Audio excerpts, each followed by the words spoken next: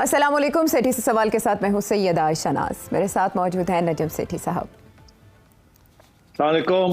सेठ साहब, ख़बरों में ज़ेर बहस बहुत से मामलात हैं, लेकिन जिस बात पे हमारा पड़ोसी मुल्क काफ़ी तिलमिला रहा है या बिलबिला रहा है, ऐसे फहरिस्त उसको रख लेते हैं।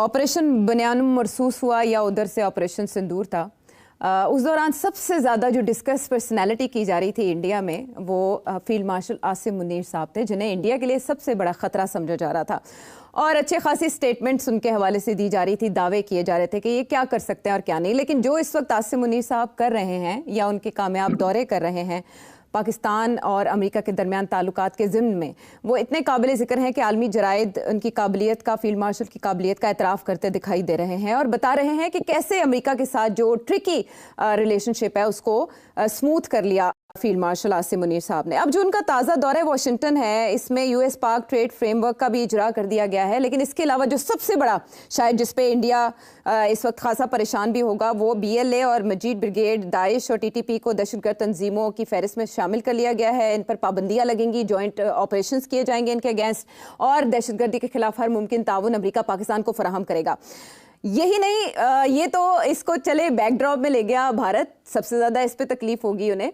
लेकिन फ्रंट पे जो वो प्रोपेगेंडा कर रहे हैं वो ये है कि वहाँ एक तकरीब में पाकिस्तानी कम्युनिटी से खिताब किया फील्ड मार्शल आसिम मुनीर ने, और वहाँ उन्होंने इंडिया के हवाले से कुछ बातें की कि जो भी इंडिया के अज़ाइम थे वो नाकाम हो गए और वो हमेशा से इसी नौइयत के अज़ाइम रखता रहा है, लेकिन पाकिस्तान ने उसको मुंह तोड़ जवाब दिया, उसका कला कमा किया। अच्छा, उसमें से 2-3 स्टेटमेंट्स ऐसी हैं जिनमें से एक न्यूक्लियर थ्रेट की है कि आसिम मुनीर साहब से एक बयान मंसूब किया गया और उसके बाद इंडियन मीडिया में उसे चलाया गया कि अमेरिका की सरजमीन पे ऐसा बयान आसिम मुनीर ने भारत के खिलाफ कैसे दे दिया। फिर इंडियन वजारत खारजा भी हरकत में आई, उन्होंने भी एक एलामिया जारी किया जिसका हमारी वजारत खारजा ने तोड़ किया और उन्होंने रद्द कर दिया इस नौइयत के तमाम प्रोपेगेंडे को, और कहा गया कि आउट ऑफ कॉन्टेक्स्ट बातें ली गई हैं। 2-3 और भी चीज़ें हैं जो उनसे बयानात मंसूब किए गए, लेकिन क्योंकि वो एक बहुत बड़ा इज्तिमा था पाकिस्तानी डायस्पोरा का, उसमें 150 से 200 के करीब इनवाइटीज थे। मुझे आपसे ये जानना है कि आपकी चिड़िया क्या उस मीटिंग में मौजूद थी? क्या बातें हुई, आप तक पहुंची वो? अच्छा, आपने 2 सवाल कर दिए। एक तो आपने टेररिज्म की बात की कि बलूचिस्तान के अंदर जो तंजीमें टेररिज्म कर रही है उनको एक्नॉलेज कर लिया गया है, तस्लीम कर लिया गया है और अमेरिका ने उनको टेररिस्ट ऑर्गेनाइजेशन डिक्लेयर कर दिया है। मैं समझता हूँ ये बहुत बड़ी अचीवमेंट है जनरल आसिम मुनीर की। उसकी वजह यह है कि इंडिया इन तंजीमों को मदद दे रहा है और इसके ऊपर अब कोई शक शुबहात नहीं है, दुनिया जानती है। और इंडिया के खुद नेशनल सिक्योरिटी एडवाइजर जो हैं उन्होंने खुद तस्लीम किया कि हम कर रहे हैं वो, और वो उनका जवाब यह है कि आप करते रहे हमारे खिलाफ कश्मीर में, अब हम बलूचिस्तान में आपके खिलाफ कर रहे हैं। बहरहाल कश्मीर वाली जो तंजीमें थी उनको तो टेररिस्ट ऑर्गेनाइजेशन इंडिया ने कामयाबी के साथ उनको डिक्लेयर करवा दिया था, तो अब पाकिस्तान ने भी वो तंजीम जो कि इंडिया जिसको बैक कर रहा है उसको डिक्लेयर करवा दिया। और मैं समझता हूँ this is a very significant thing और फुल मार्क्स, क्योंकि ये आसान काम नहीं था।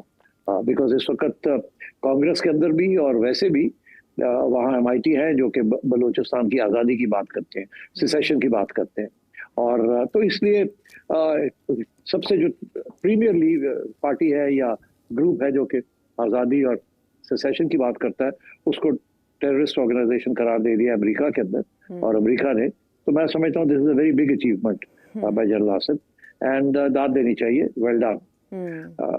नंबर 2, अब आपने दूसरी बात कही कि एक इवेंट था, एक सेरेमनी थी फ्लोरिडा के अंदर जहाँ जनरल साहब बात कर रहे थे, कुछ 150-200 लोग थे वहाँ जी। और वहाँ उन्होंने लंबी चौड़ी बातें की, जिनमें से एक बात जो थी जिसके ऊपर इंडिया ने वहाँ इंडिया में शोर पड़ गया और बड़ी तनकीद हो रही है, वो ये कि उन्होंने कहा था कि अगर हमारी कोई एग्जिस्टेंशियल थ्रेट हो, अगर हमारे ऊपर ऐसे लगे कि आप हावी हो रहे हैं, आप चढ़ाई कर दी आपने, तो फिर अगर हमें ये पता चले कि हम नीचे हम जा रहे हैं, उड़ रहे हैं, तो फिर हम आपको साथ ले चलेंगे। तो अब बात यह है, इसके ऊपर बड़ा शोर पड़ गया कि जी आपने न्यूक्लियर थ्रेट दे दिया इंडिया को और आपने अमेरिका में बैठ के इस किस्म की बात की है, तो बड़ा शोर पड़ा।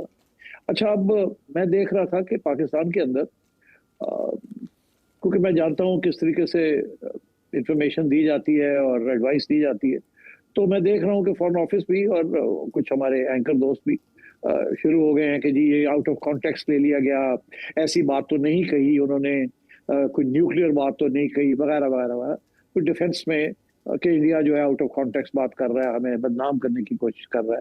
تو ایک قسم کی سمجھیں آپ کہ تھوڑی سی بیک سلائڈنگ نظر آ رہی. اچھا میرا موقف اس سے بالکل فرق ہے.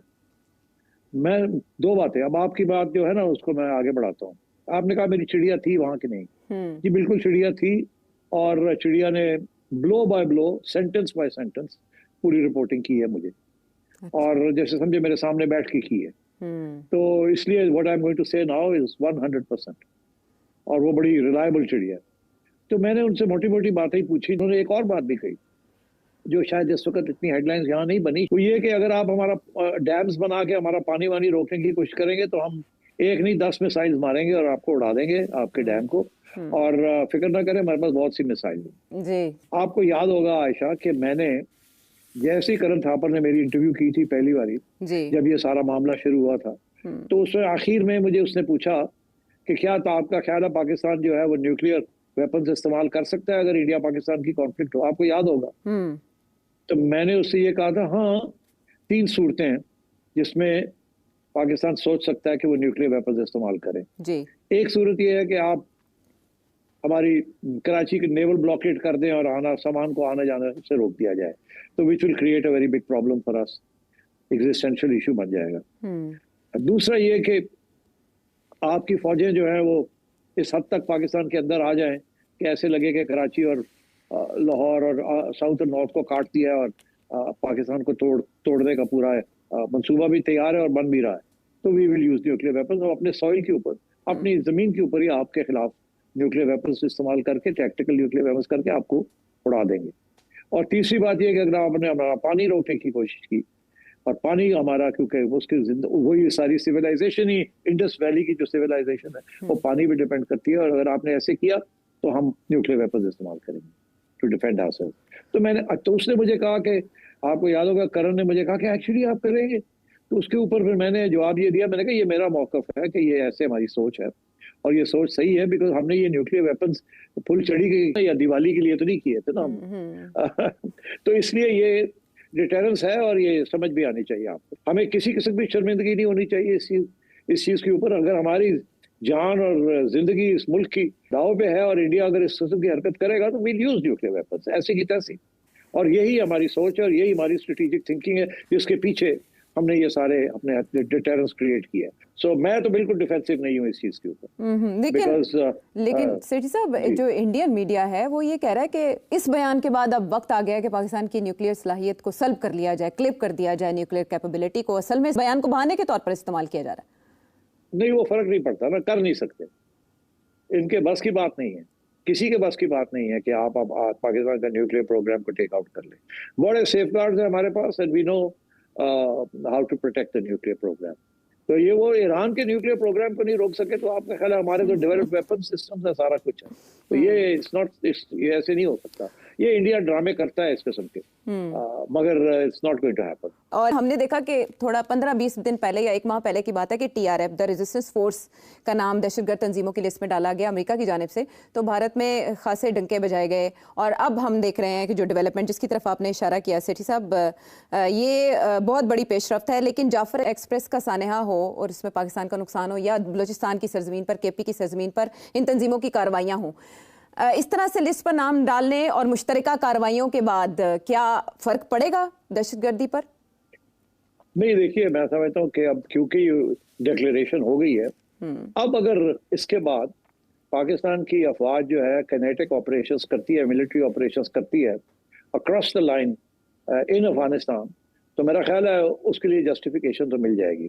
اگر انڈیا یہ جسٹیفیکیشن وداؤٹ ایویڈنس کر سکتا ہے کہ جی یہ دہشت گردی پاکستان سے ہو رہی ہے اور اس لیے ہم پاکستان کے خلاف ہم نے کارروائی کی ہے اور ابھی تک سندور جاری ہے اور کسی وقت ہم آگے بھی بڑھ سکتے ہیں, اور ہر دفعہ جب کوئی ٹیررزم کا ایکٹ ہوگا تو ہم یہ کریں گے, تو پھر پاکستان بھی یہ موقف اختیار کر سکتا ہے نا افغانستان کی یہ جو ٹیررسٹ آرگنائزیشنز ہیں وہاں.